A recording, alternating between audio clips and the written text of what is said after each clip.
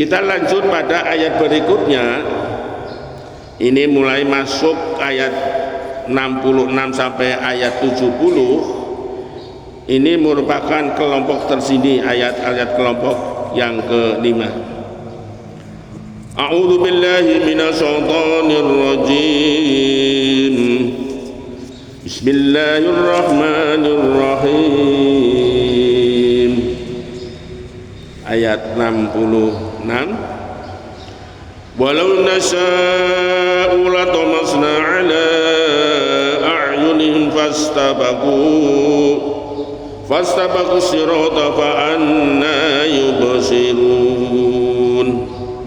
Walau nasya'u latamasna 'ala a'yunihim, dan jika kami menghendaki, pastilah kami hapuskan penglihatan mereka, kami jadikan penglihatan mereka buta sama sekali. Fastabaku, lalu mereka berlomba-lomba, bersegera as-sirat, mencari jalan. Fastabaku sirat, jadi mereka berlomba-lomba, bersegera mencari jalan untuk pergi sebagaimana kebiasaan mereka. Fa anna yubsirun, maka betapakah, bagaimanakah yubsirun, mereka dapat melihat.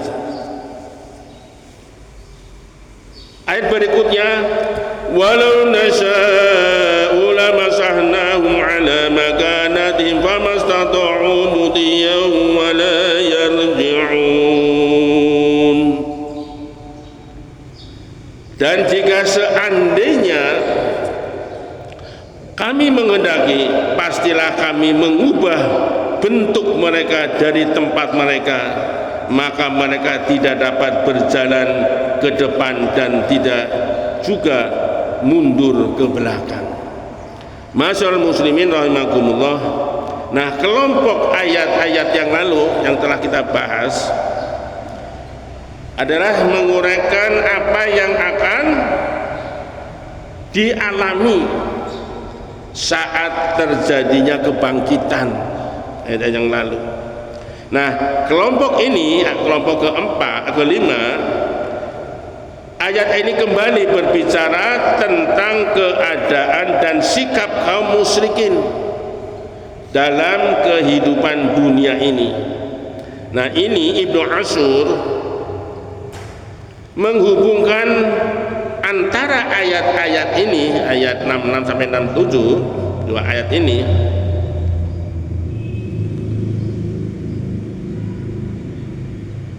menghubungkan bahwa boleh jadi ada sementara kaum muslimin yang mengharap kiranya Allah memperlakukan kaum muslimin itu dalam kehidupan dunia ini sebagaimana perlakuannya terhadap mereka di akhirat sana, yakni membuat satu kondisi sehingga mereka mengakui keesaannya, mengakui keesaan Allah dan mempercayai Rasulnya.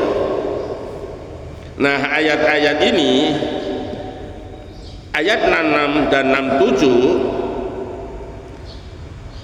memperjelas bahwa sebenarnya Allah mampu melakukan apa saja terhadap mereka, termasuk memaksa mereka beriman atau mengubah bentuk mereka.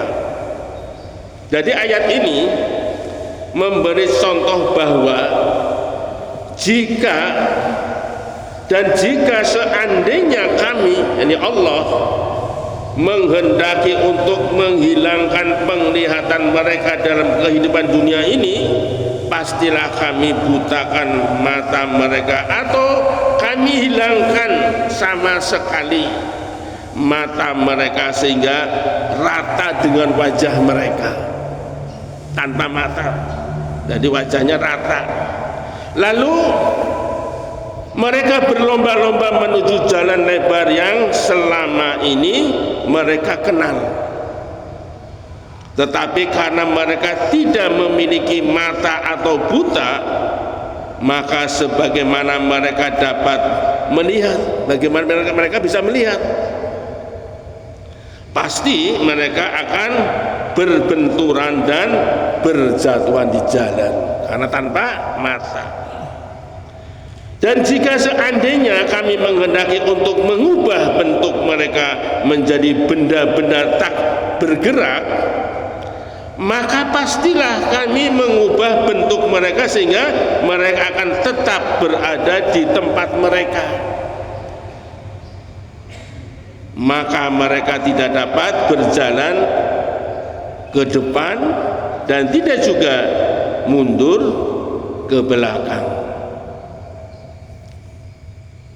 Masyaallah muslimin rahimakumullah, ada kata tomasna, walau nasya'u la tomasna. Nah, ini kata la tomasna ini terambil dari kata tomasa. La tomasna dari tomasa yang pada mulanya bermakna menghilangkan atau menghapus. Menghapus mata berarti menghilangkan potensinya untuk memandang, melihat, yakni membutakan, atau menghapusnya sehingga tidak ada sama sekali. Menghapusnya sama sekali berarti mata hilang, diratakan dengan wajah. Itu makna dari tomasa. Kemudian ada kata sirot, fastabakus sirota, as-sirot, ya seperti kemarin sudah sampaikan, sirot itu asal dari kata saroto, saroto. Nah, maknanya antara lain adalah menelan. Yang kedua maknanya jalan yang luas, yang lebar, sehingga apabila orang itu melintas ke jalan itu seolah tertelan. Nah, itu mana telan, itu makna sirot. Dan kata sirot ini di dalam Al-Quran tidak ada jamaknya. Beda kalau sabil itu ya sama juga maknanya jalan, tapi ada jamaknya, subul salam misalnya, jalan-jalan keselamatan. Nah, berbeda pendapat ulama tentang maksud kata tersebut di sini dalam ayat ini. Ada yang memahaminya dalam arti jalan menuju arah yang mereka kehendaki, seperti ke pasar atau rumah mereka atau kemana saja. Nah, ada lagi yang memahaminya dalam arti jalan lebar menuju kebahagiaan duniawi dan ukhrawi. Nah, ini yang kita cari. Ihdinas siratal mustaqim. Tunjukkan ya Allah kami ke jalan yang lebar, yang luas, yang lurus lagi. Nah, itu jalan menuju kebahagiaan dunia akhirat. Itu serta yang senantiasa kita minta kepada Allah, ihdinas siratal mustaqim.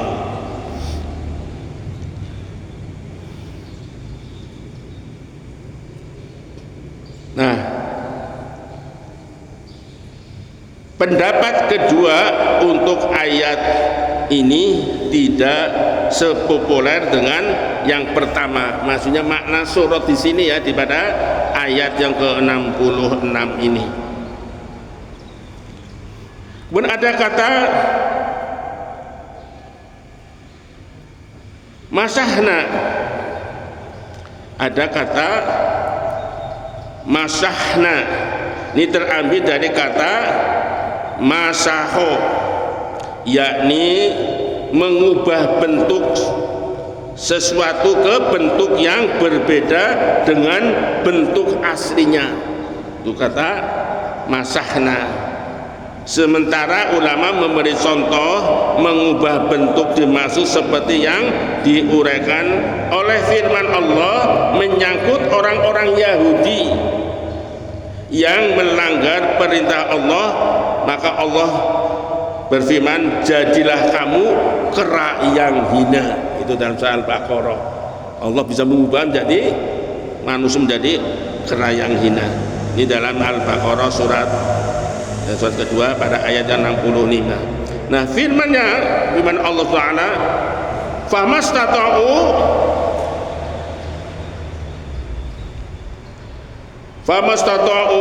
mudiyan wala yarji'un. Ini pada ayat ke 67, famastata'u mudiyan wala yarji'un, maka mereka tidak dapat berjalan ke depan dan tidak juga mundur ke belakang. Ini dipahami oleh Ibnu Ashur dalam arti mereka tidak dapat meninggalkan tempat mereka, tidak dapat meninggalkan tempat mereka, tidak maju dan tidak juga mundur. Ini yang menurutnya karena akal mereka telah dicabut, telah tercabut akibat pengubahan bentuk itu. Toba-tobai memahaminya dalam arti mereka tidak dapat maju menuju siksa, tidak juga dapat kembali kepada keadaan mereka semula sebelum pengubahan bentuk itu. Dengan demikian menurutnya, ini menurut Toba-tobai, kalimat tersebut berarti mereka tidak lagi dapat kembali dalam keadaan semula, yakni selamat dari siksa dan tidak juga dalam bentuk normal sebagaimana keadaan mereka sebelum pengubahan bentuk itu. Nah, perlu digarisbawahi bahwa kandungan kedua ayat ini 66 dan 67 adalah